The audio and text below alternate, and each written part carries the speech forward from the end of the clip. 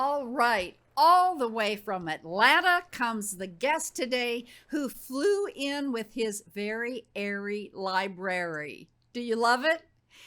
This is the most incredible new children's YouTube show, the likes of Mr. Rogers and Barney and Friends and some of the others that caught the eye, this one, of Ellen DeGeneres. And we're going to be talking about that. So today, listen in.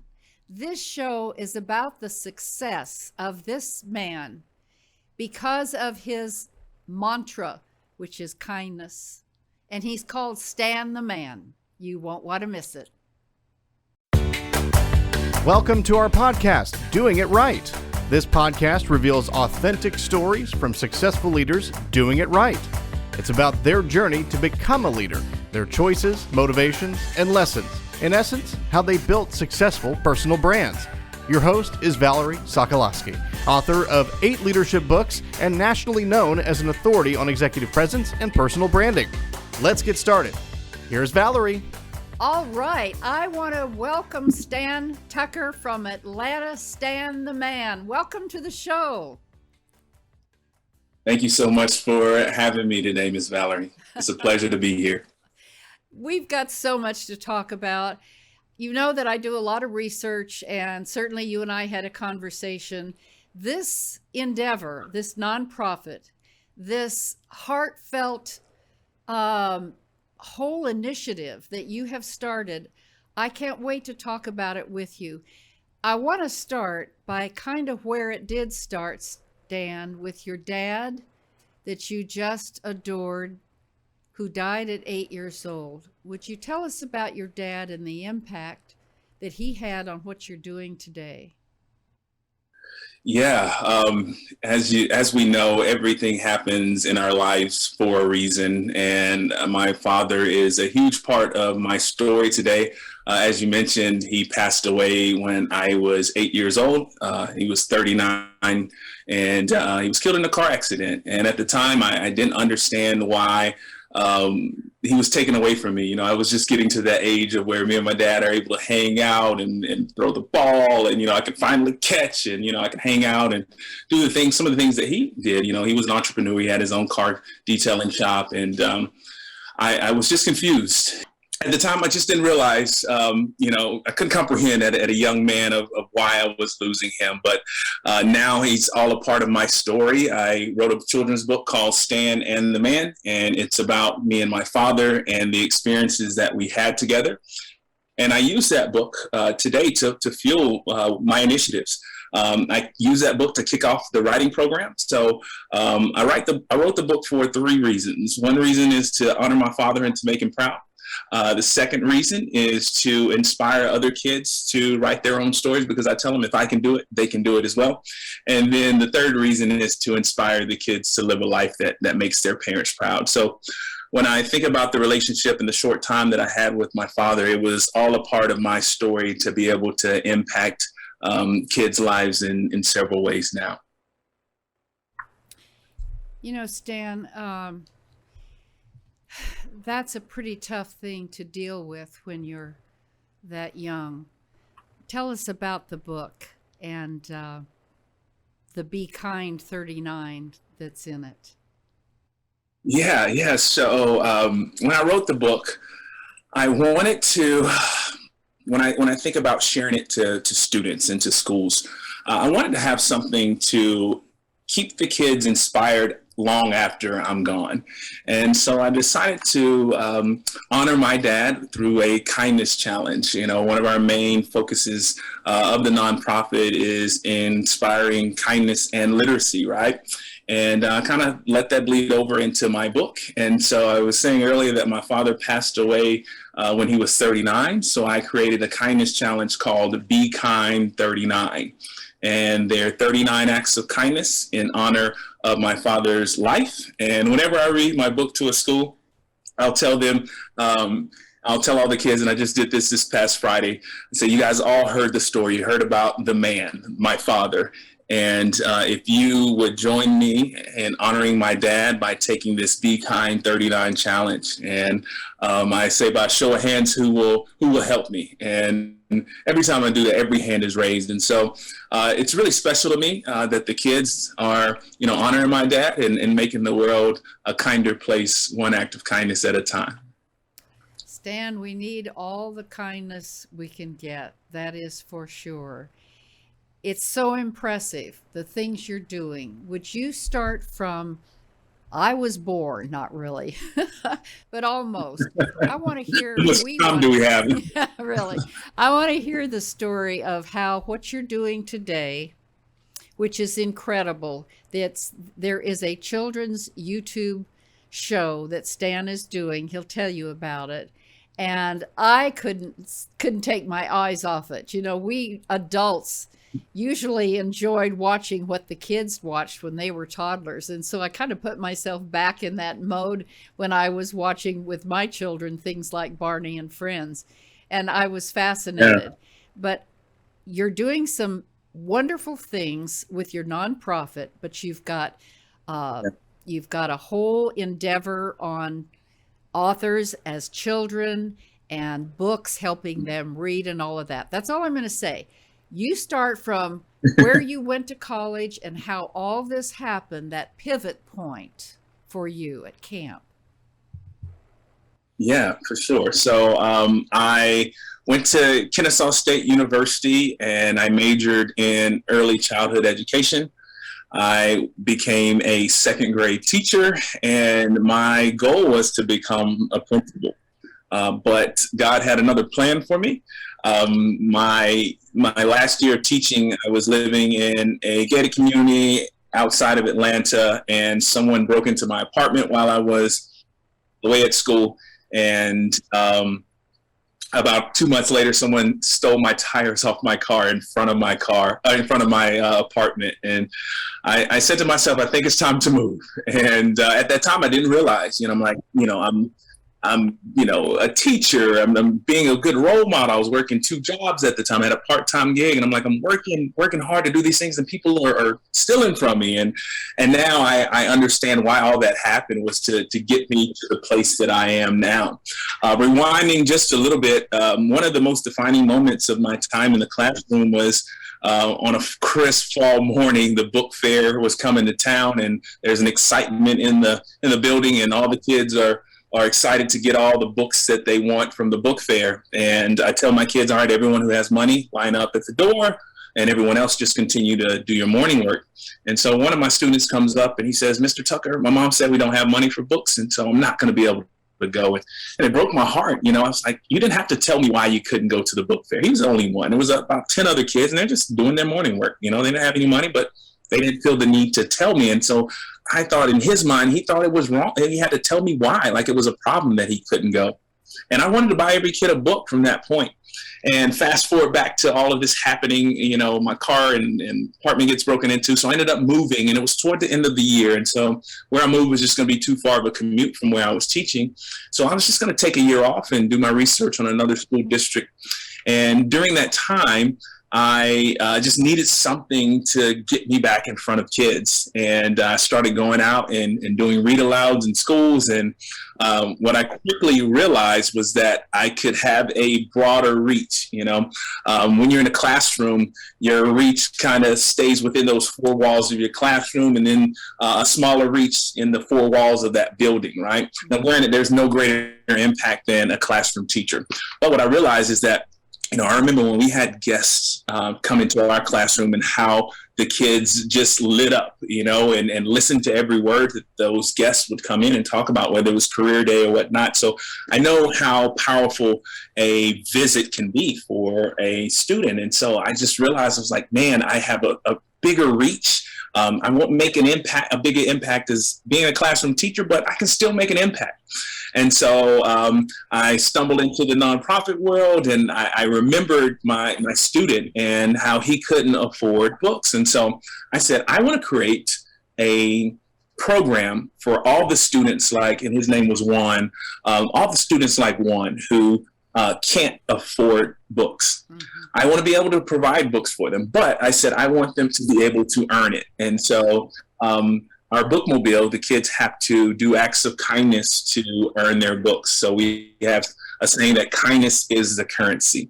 And so it started right there. And then after some time, we start developing, I developed another program and another program. So right now, the three things we focus on is book ownership. And so we do that through our bookmobile, where kids get to earn books and keep them forever. Since the pandemic, we had to shift a little bit. We weren't able to take our bookmobile out to schools for almost 2 years. And I said, if the pandemic is still around in another year or so, how can we give books away if we can't physically take a bus to the school? So we just developed a virtual app. And so now it's our virtual bookmobile. So now any kid across America can log in, do their acts of kindness and read, and they earn literacy coins and kindness coins, and they can pay for a book, and we can ship it right to them. So it's a virtual bookmobile as well now. So we focus on book ownership. The second thing we focus on is book authorship. So we have a program called Share Your Story, where we try to inspire the next generation of storytellers. So it's an 8-week process where we take the kids through our steps in becoming an author. And so every week we send home a training video where I'll talk about that particular step in the writing video. And then we give kids an opportunity to meet 8 other published authors and to hear their stories and ask them questions. And at the end of the 8 weeks, the kids will submit their books. So put all their finishing touches on their final draft. And then we will choose some of those books for professional illustrations. And the kids get 100% of the royalties for those books as well. So you can find all those kids' books on Amazon. And the kids, our first 16 kids have made over $1,800 combined just on Amazon sales. That's not including what they've sold in hand. And we have another 24 books that'll be published in the next month. So we'll have 40 books here soon. And then we promote book enjoyment. So before the Very Airy Library, I had a YouTube channel, and we still have it. It's called Stories with Stan. And it's where myself and other guest authors would come on and we would read books and to show the joy of reading. And that was our last initiative. But now I've kind of taken off on another flight with the Very Airy Library also to encourage book ownership as well. So those are the three things that we're doing with Leap for Literacy: encouraging book ownership, book authorship, and book enjoyment. Wow, and wow, and wow. You know, Stan, my daughter did something you will appreciate, and it has paid off. She took the 2 grandchildren to the library every day. Just, I'm sure partially, Oh, wow. I'm sure partially, Stan, to have something to do, right? But she did when they were toddlers, and they would go up to the second floor to the children's books, and she give her a chance to breathe a little bit. And so my point is, they learned to enjoy books. Do you think that makes a difference when they're young? I do, and kudos to your daughter. That's what we have to do. We have to model the love of reading now, because what's modeling to our kids now are devices, right? The cell phones, the tablets, the video games. I was just giving a interview earlier this week, and they asked me, were there any last words I'd like to say? And I said, this goes out to all the parents out there. It's our job to show these kids the power of books and storytelling. And I said, how do we do that? We do it through modeling it, showing them that we find value in it. Because if the kids see us on our cell phones, guess what? They're going to want to be on a cell phone or a tablet. So what your daughter did with your grandchildren was instill the value of going to the library, getting books. And you can go anywhere that you can Google on that cell phone or that tablet, you can go to that place in a book. So it's very important for us to encourage the love of books. And that's what I'm hoping that, I'm doing on a small scale. I feel like if I can just encourage one kid to love books and to love storytelling, my work is done. Well, that's a kind heart. That's where it all starts, Dan. What an impact your dad had. I want to ask about a surprise that you had when you were on the Ellen DeGeneres show. Tell us about that. And Yeah. it is on video. People can see it. It's down on the screen right now. I want you to go back and see that. So, okay, tell us what happened on the, did you know that you were going to be on Ellen's show? Well, I didn't know. I tell this story to people about just like perseverance. And, I was down and out. I'm currently in my 7th year of running Leap for Literacy. And when I was on the show, or when I first got my call from the Ellen show, I was about 2.5 years in. And I was just like any other, startup, nonprofit or business. It was tough. The money wasn't coming in. I was spending money to buy books out of my own pocket. No one was donating. I wasn't getting any grants. And I had just got another job, full-time job at a very high-end job. And I was one of the first staff, and I was just looking at the growth in that place. And I was very close to letting Leap for Literacy dissolve. And I got a call from the Ellen show, and I'm not superstitious, but I'm stitious. That's what I tell people. My dad's birthday is October 9th. And so October 9th, 2017, I get a call, and it's a California number. And I'm like, oh, I'm not going to answer. So I let it go. I didn't know who it was. So I let it go to voicemail. And they left a message, and they said, hey, this is such and such from the Ellen show. We've heard about the work that Stan's doing in Atlanta, and we want to get in contact with him. And I'm like, the Ellen show calling me? And I'm almost about to give up, And so I give him a buzz, and I had a great interview with the first guy I connected with. And he was like, look, I'm going to give your information over to the content director, and maybe she'll call you back in a couple of days. And so the next day they gave me a call back, and I had another great interview with them, with the content director. And she said, well, I'm going to give this to the hands of Dee, and hopefully, we'll have you on the show soon. And nothing happened for almost 2 years. But what did happen at that moment, it reignited that passion. I was down and out, was about to give up. And I'm like, man, the Ellen show is recognizing the work that I'm doing. I must be doing something right. So it reignited that passion. I started, just going out and telling people about the work that I was doing. And I got connected with Zach Brown from the Zach Brown Band. And the job that I told you I worked at, I was working at his summer camp. And I met him while I was working at a restaurant, and I was his server, and we started talking. Fast forward, during that call, 2017, I said, let me go to Zach and ask him if he'll help me. Because when our initial meeting, I left that out. Our initial meeting, he said, maybe I can help you out one day. And so I asked him if he would help me out, and he donated his limo bus that I turned into a bookmobile, and he gave me a donation to get our first stock of books. And we filmed a little documentary of the first day I took the bus out. And a lot of people started seeing what I was doing, because now I'm mobile. Before I was just kind of delivering books out of my car. And so no one sees, a Honda Element coming to a school. That doesn't get attention. But when you pull up in this beautiful colored bus stock full of books, you get people's attention. And a few people started tagging Ellen, and I didn't tell anybody outside of my immediate family that I got the call from Ellen. And so people started tagging her on some of my images, and they reached back out to me 2 years later, and almost 2 years to the date of that first initial call, I was on the show. So October 7th, 2019, my episode aired. And so it's really cool how they surprise you. A lot of times you look at shows and you're like, is that reaction authentic? Let me tell you, most of the time they are, at least in my case. The way they kind of kept it a secret, they told me that they were just going to invite me out to the show because they were doing something called People You Need to Know in Your Community, people that were doing good, sort of kind of like what you're doing.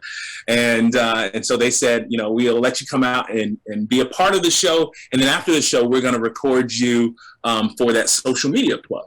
And I took the bait, I believed them. And midway through the show, they said they needed a contestant to play a game, and I was that contestant. So I was definitely surprised. They really sold the story. I wasn't expecting it. So if you go back and watch the clip, I was extremely nervous. I almost rolled the ball off the stage. I was so nervous. So, but it was a once in a lifetime experience. You know, it also helped validate my program and what I'm doing. And I'm just forever grateful and thankful for that opportunity. That is the funniest show. Yes, I watched the clip, and there's the URL for our audience to watch it too. What was so funny was she just kept making fun of you trying to do the game, and I'm not going to say any more than that, audience. You just have to watch it because it was a great show, and Ellen, of course, is so funny. And Stan, you could tell that you were totally surprised. And what surprised you the most at the end? What was that? Yeah, the big surprise was a $25,000 check to help us expand our reach for Leap for Literacy. And at the time, that was, and still now, that's our biggest donation. We had another $25,000 donation a year or so ago, but it's still one of the top donations that we've ever received. So at that time, it was the biggest, and it was a game changer, and it allowed us to literally, we didn't have much money in the bank at the time, and so it was perfect. And like I said, I'll never forget it. And it was a huge surprise because, you know, I'm not going to spoil it for those who haven't seen it, but I just wasn't expecting it because of the scenario with the game. So it was a moment that I'll forever cherish. And every time I go back and watch it, I get the chills just thinking about how impactful it was.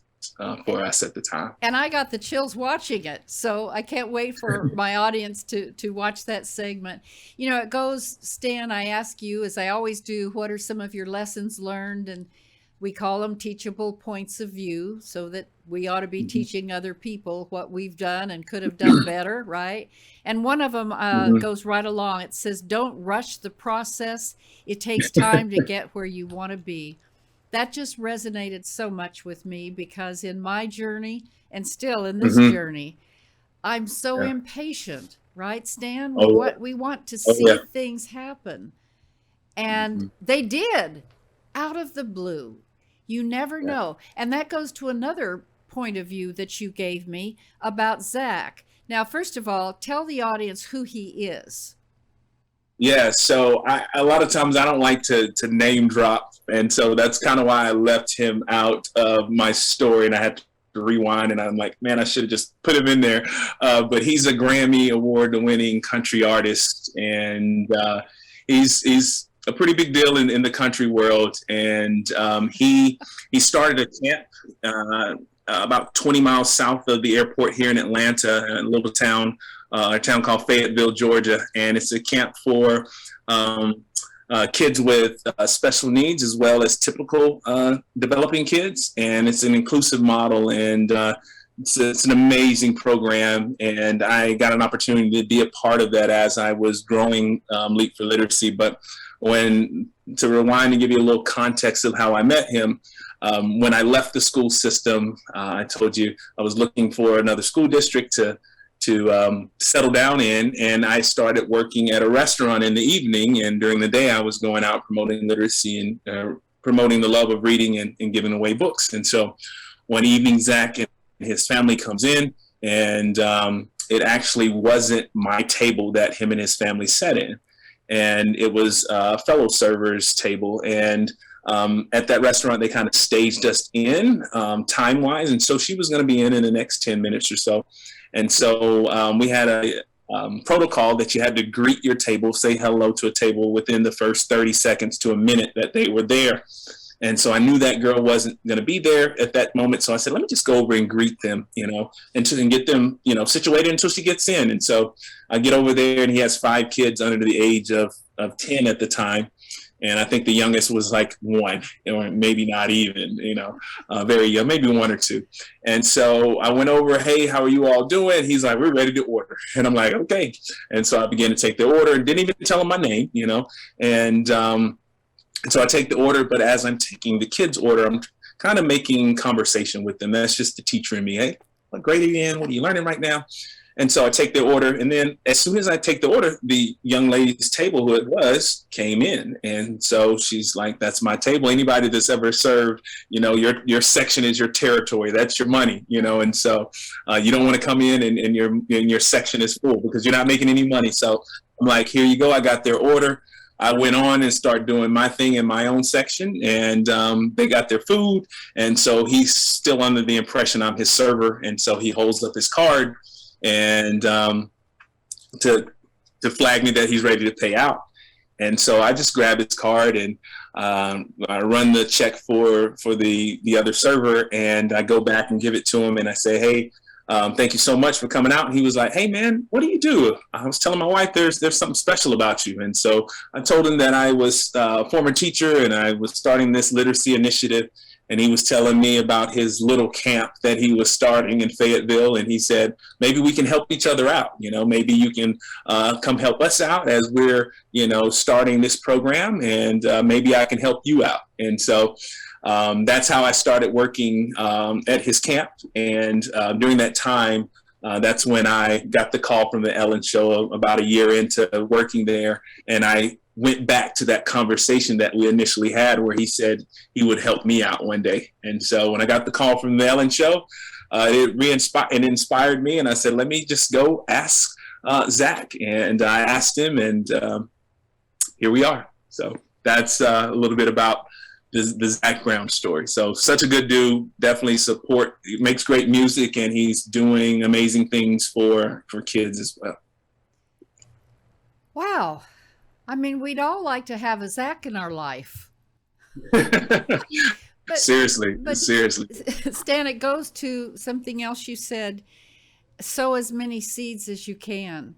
And that's what you did. You just kept sowing the ideas and sowing the movement and moving forward.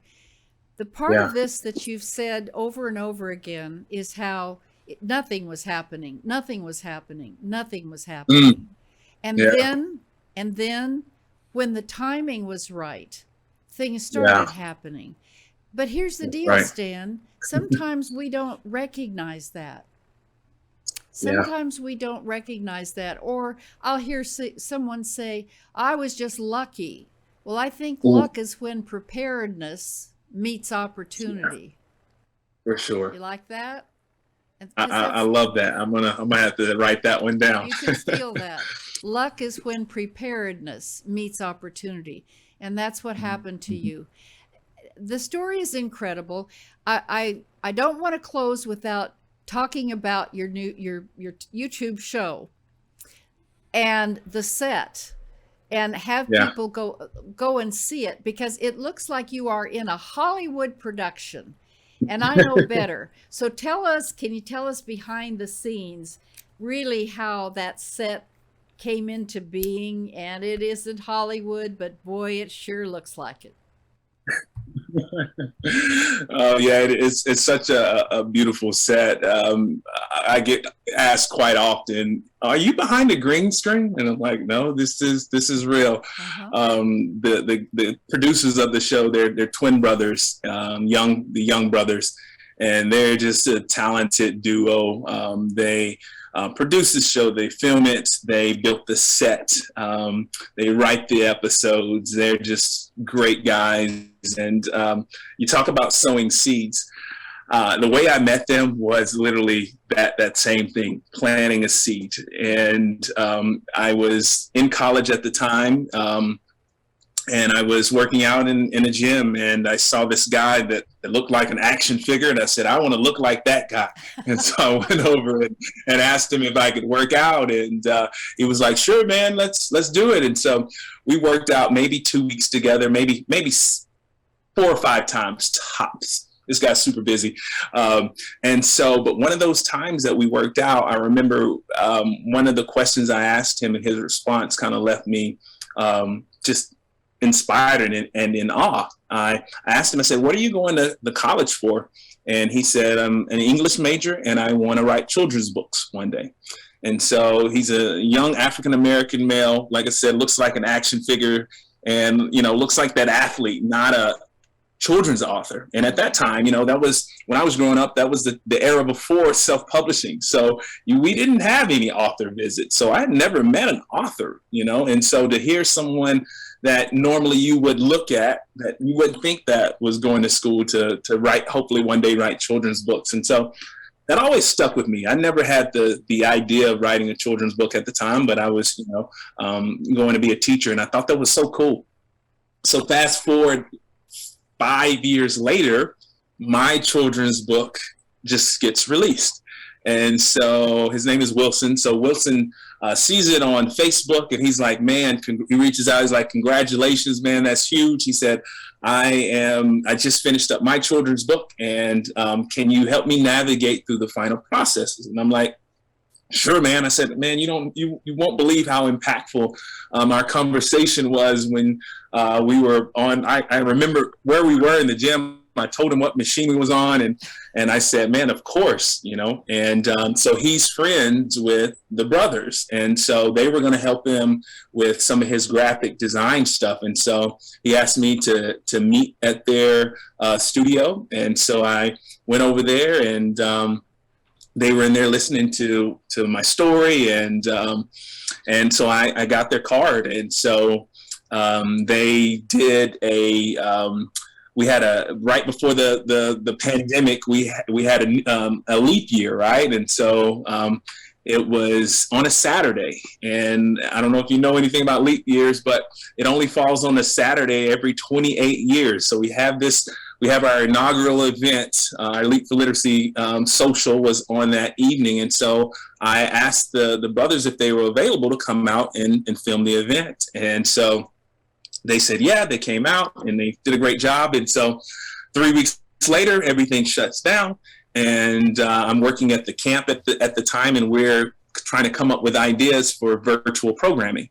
And so I said, what about if I did a virtual read aloud? And so I reached out to the brothers and I said, hey, would you guys be interested in recording me read books, and we can share them over the internet, right? And so they said, sure, let's do it.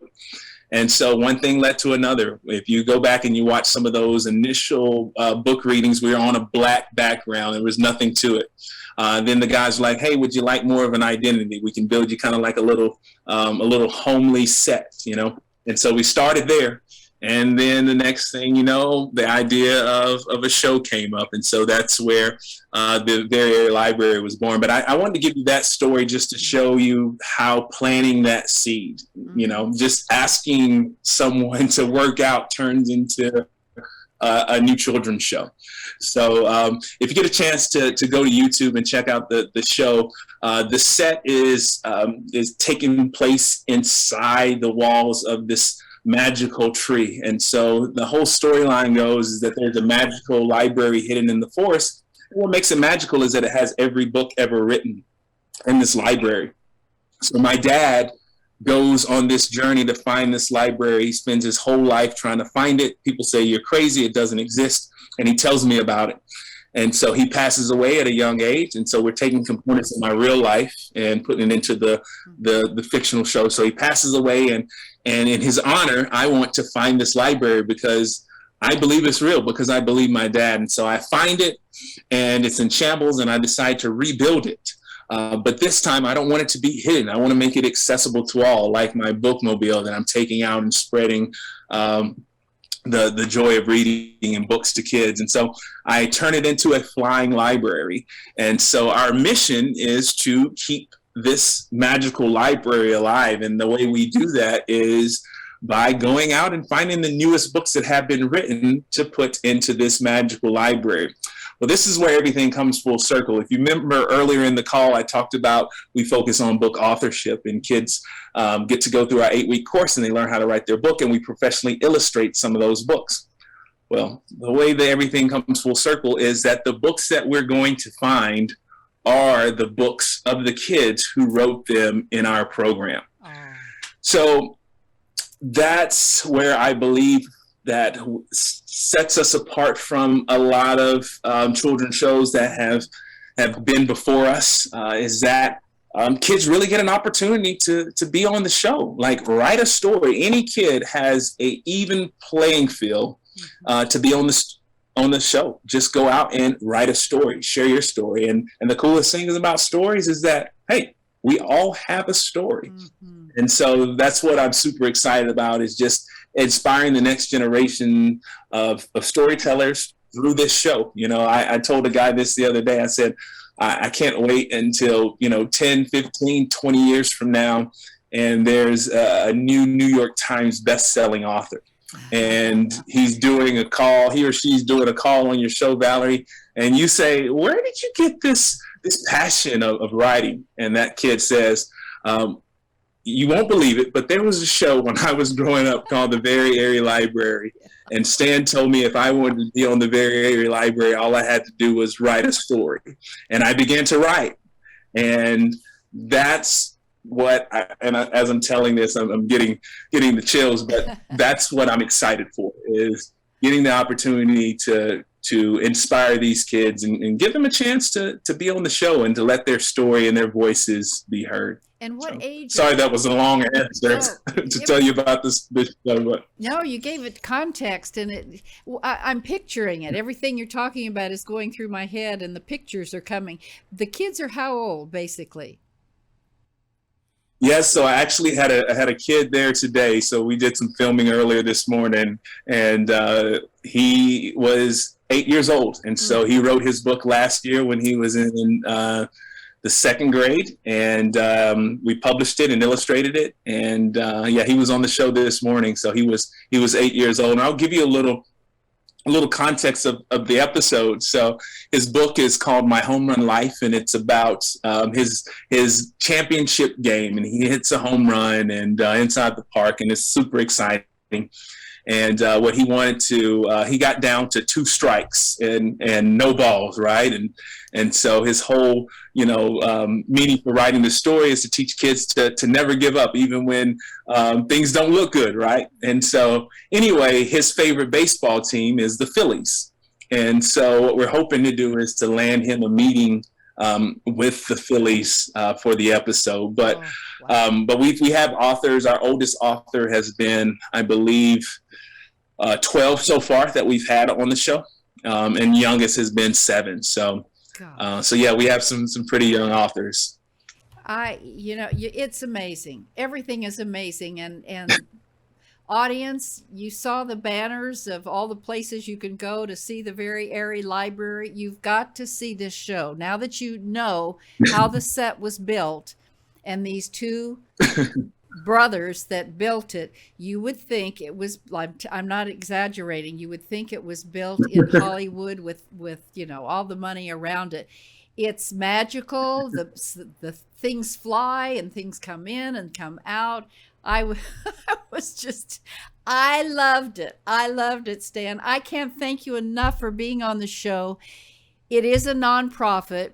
I assume that if anyone is interested in perhaps being a part of it by donations, that you'd be willing to take them, wouldn't you?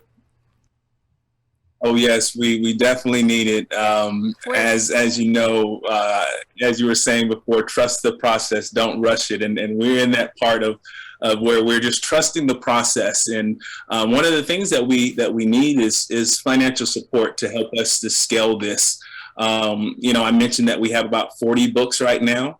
If we would have had the money, the means, we could have 100 books right now, because we've had over 4,000 kids participate in our writing program. And so we've had a bunch of books that were worthy of being illustrated, but we just didn't have the funds. So we would love to be the recipient of funds that you may have looking to put in a good place. You can make a donation to put books on our bookmobile, which will inspire acts of kindness and minutes read. You can donate to have books illustrated. Up here on the left there, this is a picture of a kid who was our first winner for our Share Your Story program.